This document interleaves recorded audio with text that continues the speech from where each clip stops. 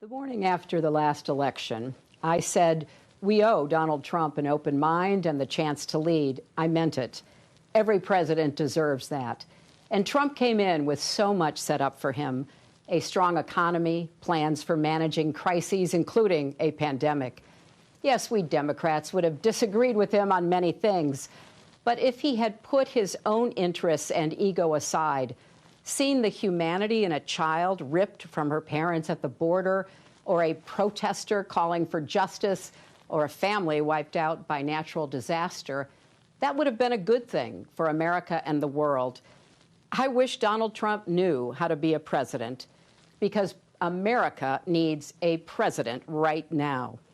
Throughout this time of crisis, Americans keep going, checking on neighbors, showing up to jobs as first responders, hospitals, grocery stores, nursing homes. Yes, it still takes a village. And we need leaders equal to this moment of sacrifice and service. We need Joe Biden and Kamala Harris. Everyone has a story about Joe's caring and empathy. I remember him calling after my mother, Dorothy, died, and we talked about being raised by strong women. The best testament to Joe is how he's cared for his family. And how great is it that Dr. Jill Biden plans to keep teaching as First Lady. And Joe picked the right partner in Kamala. She's relentless in the pursuit of justice and equity, and she's kind. When her press secretary, Tyrone Gale, was dying of cancer, she dropped everything to be with him in his final moments. I know something about the slings and arrows she'll face, and believe me, this former district attorney and attorney general can handle them all.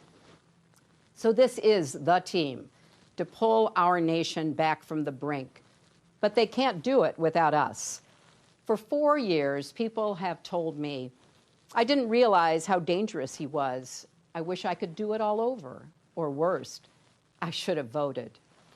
Look, this can't be another woulda, coulda, shoulda election. If you vote by mail, request your ballot now and send it back right away. If you vote in person, do it early. Become a poll worker. Most of all, no matter what, vote. As Michelle Obama and Bernie Sanders warned us, if Trump is reelected, things will get even worse. That's why we need unity now more than ever. Remember back in 2016 when Trump asked, what do you have to lose? Well, now we know. Our health care, our jobs, our loved ones, our leadership in the world, and even our post office. But let's set our sights higher than getting one man out of the White House. Joe Biden and Kamala Harris are going to give us so much to vote for. Let's vote for the jobs that Joe's plan will create. Clean energy jobs to fight climate change, caregiving jobs with living wages. Vote for emergency relief that lifts small businesses and saves hardworking people from foreclosures and evictions. It's wrong that billionaires got $400 billion richer during the pandemic, while millions lost their $600 a week in extra unemployment. Vote for the parents and teachers struggling to balance children's education and safety, and for healthcare workers fighting COVID-19 with little help from the White House. Vote for paid family leave and health care for everyone, for Social Security, Medicare, and Planned Parenthood. Vote for dreamers and their families. Vote for law enforcement purged of racial bias that keeps all our streets safe. Vote for justice for George Floyd, Breonna Taylor, and Ahmaud Arbery, because Black lives matter. Vote for honest elections so we, not a foreign adversary, choose our president. Vote for the diverse, hopeful America we saw in last night's roll call. And don't forget, Joe and Kamala can win by 3 million votes and still lose. Take it from me. So we need numbers overwhelming so Trump can't sneak or steal his way to victory. Text VOTE 30330 to get started. 100 years ago yesterday, the 19th Amendment to the Constitution was ratified. It took 7 decades of suffragists marching, picketing, and going to jail to push us closer to a more perfect union.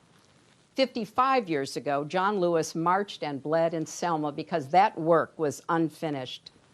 Tonight, I'm thinking of the girls and boys who see themselves in America's future because of Kamala Harris, a Black woman, the daughter of Jamaican and Indian immigrants, and our nominee for vice president.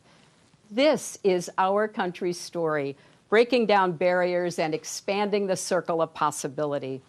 And to the young people watching, don't give up on America. Despite our flaws and problems, we've come so far.